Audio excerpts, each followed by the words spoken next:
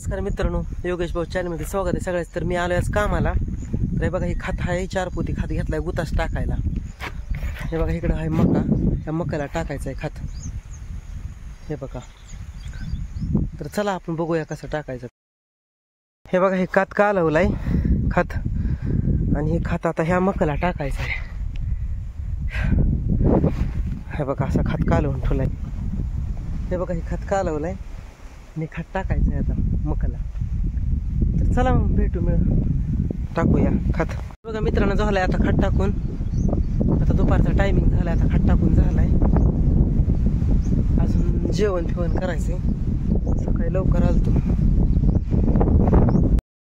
मकाला सगळा खत टाकून झालाय. कागद रिकामा करून ठेवलाय. आता हे एवढं राहिलं इथं फक्त. आता हे बघा मित्रांनो, झालंय आता खत हे टाकून. आता जायचं घरी, जेवण बिवण करायचंय. आता काल कर होती, भाऊ म्हणायचं मटण घेऊन या, मग दिल त्या अंड्याच्या पोळ्या करून. तर आता आपली काय फॅमिली म्हणतात की नॉनव्हेज भाऊला देत जाऊ नका, त्यांना आता उतरत्या वयाला सहन होत नाही, हे नाही. पण काय होतंय मित्रांनो माहित आहे का, आपण त्यांना कसं आहे पहिल्यापासून खायची सवय आहे, आणि आपण जर आता नाही दिलं तर तोंड बारीक करतात. मग त्यांना वाटतं मी माग देत नाही. मग आपल्याला कसं वाटतं आता त्यांचं वय किती राहिलंय आता. मग आपण कसं आहे, थोडं जे मागल तेवढं मागल ते द्यावं लागतं. नाही दिल्यावर मग त्यांचं उगाच तोंड वाकडं होतं. मग ते कसं तरी, मला पण कसं तरी वाटतं. मग रात्री दिल्या अंड्याच्या पोळ्या करून. काय फॅमिली म्हणली आपली त्यांना देत जाऊ नका, काय फॅमिली म्हणती देत नाही, किंवा काय जण आपली म्हणतात फॅमिलीतली की खाणं म्हणजे नॉनव्हेज खाणं पाप आहे. पण काय करावं आता, त्यांना वय थोडं आहे त्यांचं झालेलं आहे, आणि नाही द्यावं तरी बी पंचायत. मग आपल्यालाच वाईट वाटतं, असं होतं.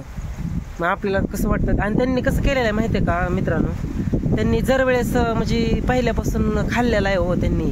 आता आमच्या इथं काय हाड बाटलेलं नाही, पण आमच्या वडिलांना पहिल्यापासून काम केलं का ते खाल्लेलंच आहे सगळं. सारखं आठवड्यातून 2दा नॉनव्हेज असायचं पहिलं.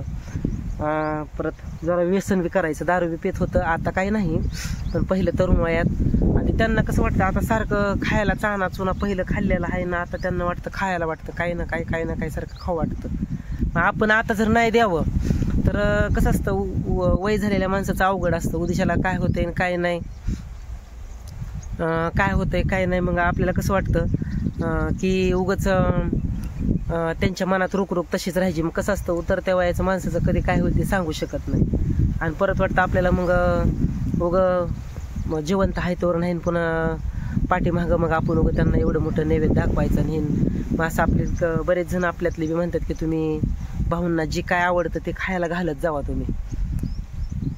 मग काय मला तर डोकं सुचत नाही काय करावं काय नाही. भाऊ मागतात, आणि आपली एखादी नॉनव्हेजची रेसिपी दाखवावी तर आपली बरंच संप्रदायातले आहेत बरं का आपली फॅमिली. पण काय माझं मित्रांनो नाईलाज आहे. वडिलांना म्हणजे त्यांना आवड असल्यामुळे आता शेवटी माझ्याशिवाय तर देणार नाही कोण त्यांना, आणि खायला तर द्यावं लागते घालायला. मग काय करू आता तुम्हीच सांगा. मग असं बघा सगळं, मग मला त्यांचं टेन्शन, वडिलाचं आईचं टेन्शन, पुन्हा माझं वैयक्तिक टेन्शन, कुठनं कसं तरी काहीतरी करून करावं लागतंय. आणि तुम्ही सांगा बरं, त्यांनी मागायचं ना आपण नाही म्हणल्यावर मग कसं होतंय. आता पहिलं व्यसन करत होतं बरं का, दारू बिरू पेत होतं. पण आता त्या दिवशी बऱ्याच दिवस झालं 2 तसल्या क्वार्टर होत्या घरात. पण ते मी म्हणलं हे काय तुम्ही असे छोडे, मला म्हणलं आता काय मला सहन होत नाही, आता पिऊ वाटेना मला. आता चांगलं 2 वर्ष झालं बरं का, 2 वर्ष होऊन गेली हा. तेव्हापासून दारू फिरू काही नाही. तर पण खाणं किती एकदम नॉर्मल असतं बरं का मित्रांनो, एकदम थोडं खाणं असतंय. मग ती नाही द्यावं आपण तर उगाच वाटतं आपल्याला. त्याच्यामुळं मग मी म्हणलं असू द्या. मग काल काय मला मटण पिटण आणणं झालं नाही, आता कामामुळं आता आज बी नाही. मग दिल त्या रात्री अंड्याच्या पोळ्या करून. आणि त्यात कसं होतंय, भाऊला नॉनव्हेज आवडतं, आणि आपण नॉनव्हेज घरात केलं की मग आई काय करते, जेवण करत नाही, असं होतं. मग तिला सगळं करायच्या अगोदर तिला भाजी वेगळी करून ठेवावं लागते असं लांब. आणि काय करायचं म्हणलं, पातेलं वेगळं, पळी वेगळी, ताट वेगळं, किंवा असं नॉनव्हेजची पोळी बिळी करायची म्हणलं अंड्याची तर तवा वेगळा. मग असं सगळं वेगळं करावं लागतं. म्हणजे किती राबावं लागते बघा, तुम्ही सांगा मला. प्रत्येक गोष्टीला आईचं वेगळंच करायचं, भाऊचं वेगळंच करायचं, आणि त्यांना काही गोष्टी काही चावत नाही ते त्या मला बी त्यांच्याबरोबर खावं लागतं. मग असं होतं. मग हो का काय मित्रांनो, आता तुम्ही मला सांगा, मी काय मागल ती देत जाऊ का भाऊंला का नको, असं मला तुम्ही सुचवा काहीतरी. कारण काय होते, मला तर लय टेन्शन येतं. आता हो का काम आज कामाला आलेलं आहे, खट टाकून झालं. आज दुपारचा टायमिंग आहे, गुत्ताच घेतला होता, झाला. अजून आंघोळ करायची, तर आंघोळीच्या आधी सकाळपासूनच टाकत होतो. कारण काय होते, मकत पुन्हा गेल्यावर अंगलंय खाजवतं, कुस असते मकाला. आणि मग असं आहे, खाणं एकदम नॉर्मल असतं. पण ती कसं असतं, भावाला वाटतं असावी गोष्ट खायला. आता आईला सुद्धा आमच्या वाटतं बरं का, घरात नॉनव्हेज आणून करून, का तर आमच्या आईला नाही भावत, आमच्या आईला नाही चालत. त्याच्यामुळं आमच्या आई त्याला शिवत सुद्धा नाही, का शिवून सुद्धा घेत नाही, असं होते.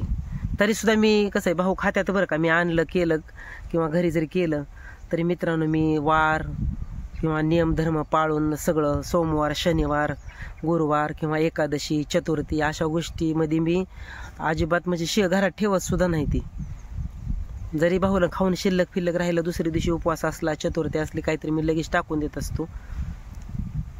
आणि मग हो का असं द्यावं लागतंय भाऊला मागितल्यावर. मग काय नाहीला जाय, मग कसं वाटतं, मग मला बी टेन्शन येते की मग काय मागितल्यावर नाही दिल्यावर मग कसं वाटतं, तुम्हीच सांगा. आता तुम्ही एखादी गोष्ट मस्त ते नॉनव्हेज खायला त्यांच्या उतरत्या व्हायला आता सहन होत नाही, पण मागून आपण नाही दिल्यावर मग ते आपल्याला किती वाईट वाटतं सांगा बरं. मग उद्या जर काय त्यांचं झालं तर ती इच्छा पुरीच राहते का नाही तशीच. मग काय असेल ती, मी कुठली गोष्ट असेल ती खाऊ घालतो त्यांना, असू द्या वाटतं. आता त्या दिवशी मकाचं कणस मी 2-4 आणली होती, थोडी तसली स्वीट कॉर्नची गोड.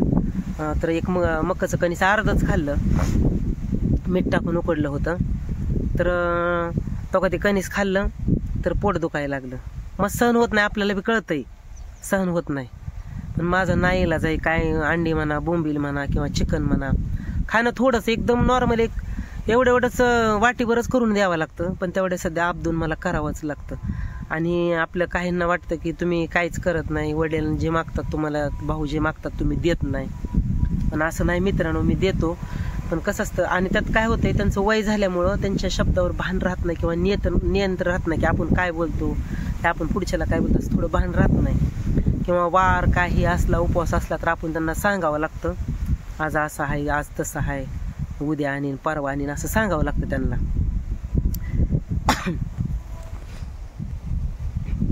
आणि पहिल्यापासून कसं त्यांचा दिवस त्यांनी लय काढलेला आहे, खाल्लेला आहे बरं का. त्यांनी काम कष्ट बी केलं आणि खाल्लं बी.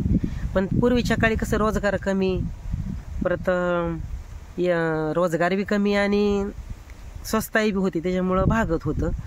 आणि तसल्या ह्याच्यात खाल्लेलं. पण आमच्या आईनं कसं आहे, लय दिवस काढले. तर आमच्या आईनं अक्षरशः बरबड्याच्या भाकरी खाल्ल्या ते, आणि नुसते 8-8 दिवस कुंजराची भाजी तर भाजी करून खाल्लेली आहे, असं केलेलं आहे आमच्या आईनं. आणि आमच्या आजी लय जाच करत होती वाटतं, मला माहीत नाही, मी बघितली नाही.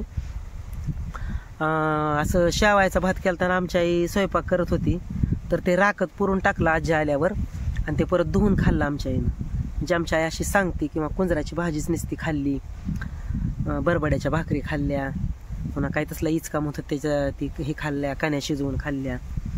आणि आता कसं वाटतं आमच्या आईला, काही कुठली गोष्ट नाश करून, भाजी जरी थोडी राहिली ना तर ती लगेच भाकर शिजवून दे म्हणते मला.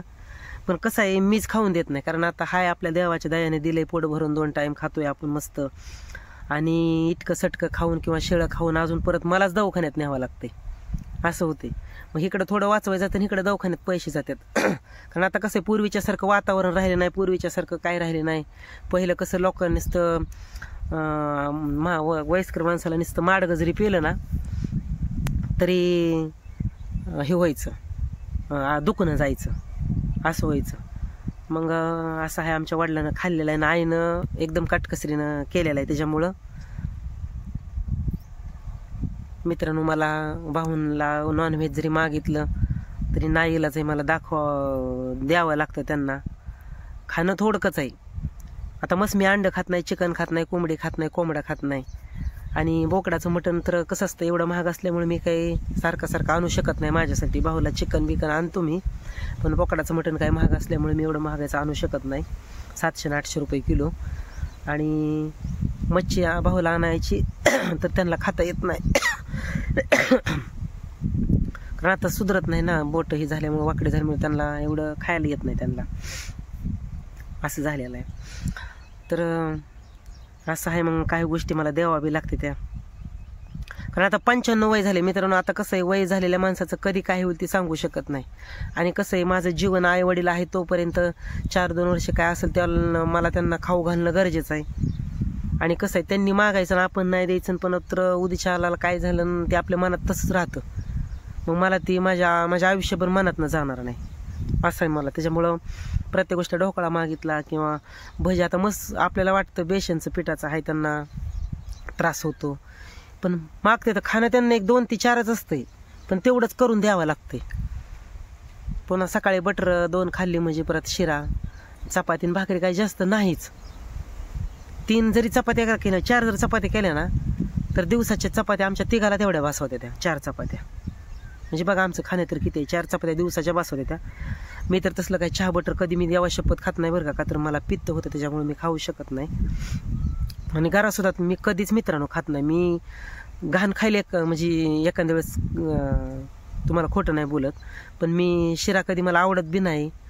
असं कधी तर एक भूक लागली इमर्जन्सी तर, आता त्या दिवशी केलता उपमा, खातो असा. कधी तर 1 महिन्यातनं 1-2दा लय झालं, पण नाहीच, असं नाही जास्त करून नाहीच खात.